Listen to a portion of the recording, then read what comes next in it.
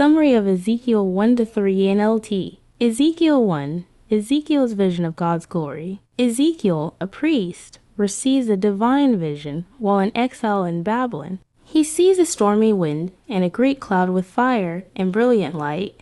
Within the fire are 4 living beings, each with 4 faces: human, lion, ox, and eagle, and 4 wings. They move in unison, accompanied by wheels intersecting wheels that move wherever the Spirit goes. Above them is a platform, and on it is a throne with a radiant figure like a man, glowing with fire and surrounded by brilliant light.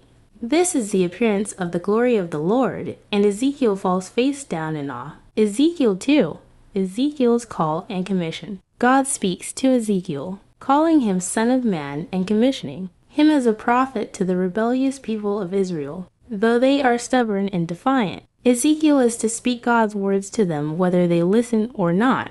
God warns him not to be afraid of them. Ezekiel is also shown a scroll filled with words of lament, mourning, and doom, which he is told to eat. Ezekiel 3. Ezekiel eats the scroll and is appointed watchman. Ezekiel eats the scroll, which tastes as sweet as honey. God tells him to go speak to the Israelites, not foreigners. Although the people won't listen because they're hard-hearted, Ezekiel is still responsible for delivering God's message. God makes Ezekiel as unyielding as the people with a hardened resolve. He is then taken by the Spirit to the exiles at Tel Aviv, where he sits overwhelmed for 7 days. After that, God appoints him as a watchman for Israel, warning that Ezekiel is responsible for sounding the alarm. When God gives a warning, if he fails to speak, he will be held accountable.